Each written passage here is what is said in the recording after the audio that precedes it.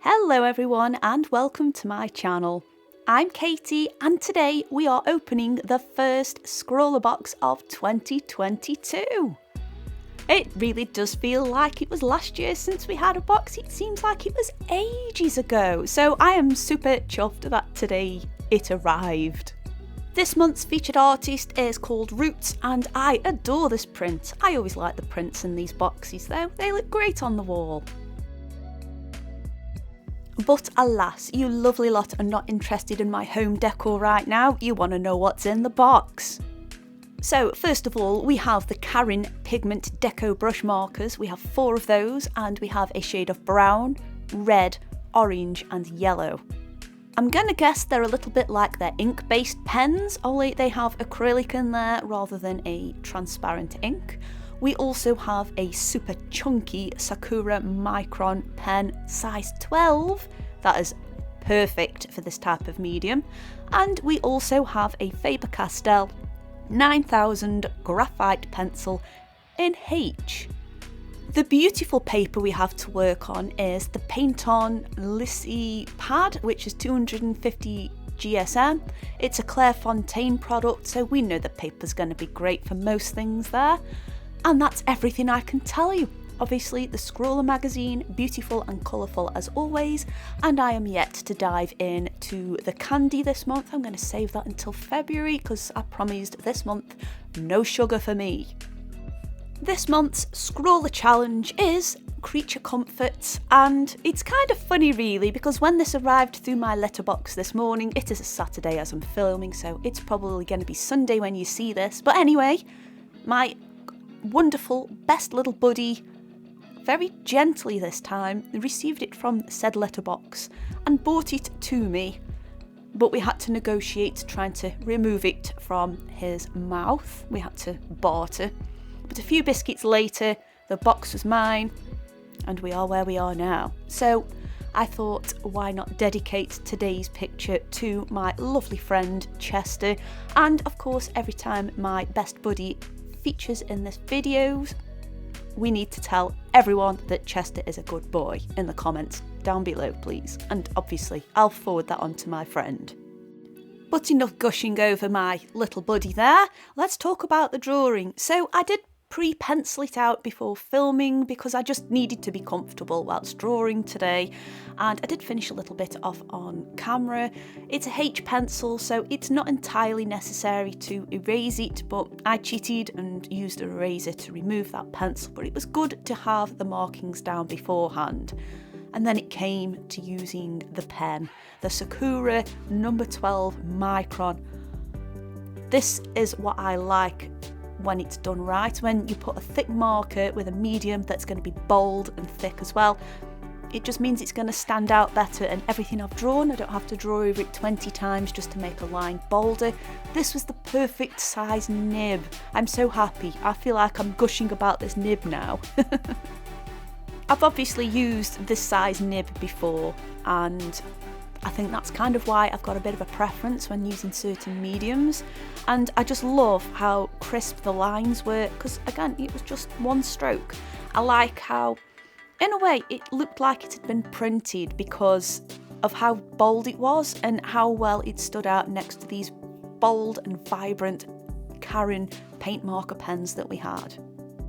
And speaking of these pens, let's talk about them for a little bit. So they are a little bit like, I want to say, a white Faber-Castell Pitt pen as far as application's concerned. There's no pumping or anything, and that's great. And they have a good level of opacity to them, which is also good. You can tell on this picture that some of the black lines I put down are obscured because of how lovely and rich this pen was. It does have a ball bearing inside the barrel of the pen, so you do have to shake it up to get it going, which is good. We don't want any ink in there drying up, and we want a nice even mixture of it, which is great, a little bit like a Posca. However, I did find that the paint flow through the fibre tip at times, especially when I was covering large areas like I am now, it did just exhaust the nib a little bit, so you do have to have these little shake breaks where you just have to give the pen a bit of a shake so it gets things going again. Not a problem though, not a problem at all. These were still a joy to use. I also feel as well that the universe of Scrawler knew that these were my dog's colours.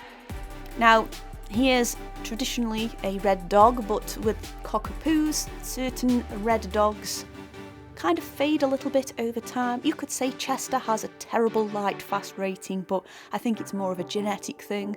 There's nothing wrong with that. That just makes pictures like these a lot easier for me. He's a little lighter in colour than perhaps the last time you saw him. Oh, unless he's been running through muddy fields and then, well, he's muddy then, isn't he? So that's a different thing entirely.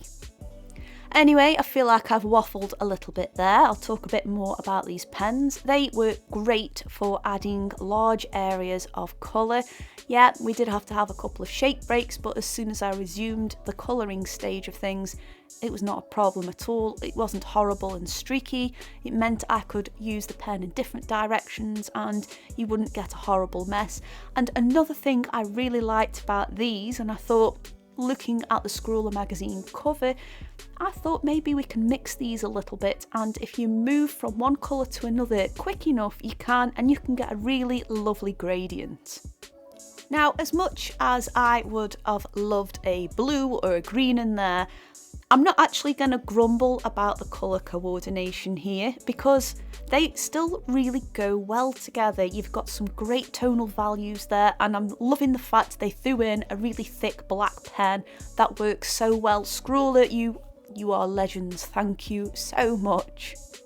The pen as well was perfect just for touching up them areas where I might have been a little cack-handed and gone over the lines a little. Wasn't a problem, it went over nice. The Karen markers really left a nice surface. There wasn't any horrible smudging of the black ink on top of it. I was super pleased. Can't you tell? This is great. I have really enjoyed this box, and I think it is a great start to the new year. Is it simple materials? Well, of course, but I always think at this time of year, Scrawler kind of knows people want to take up new hobbies, new year, new me kind of thing. And I think when they subscribe to these boxes, they just put something good quality, but something that you can just pick up and play. And I think this is a great box, especially for beginners and obviously more advanced artists out there who just like trying new materials. I have really gushed over this box, but I have really enjoyed it, and I'm going to do a Beyond the Box as well. I'm not going to stick to the theme this time. I'm going to just do what I want with it, but I love these so much. Of course, let me know down below what you thought of the box and what I created with it. And if you've already done your challenge, let me know down below what you drew in there. Oh, I've just thought I could use this box with December's for the Beyond the Box. Let me know. Anyway, there should be some videos on screen now I think you're really going to love and enjoy, and I hope you've enjoyed this video. Thank you so much for watching, and I'll see you soon. Bye!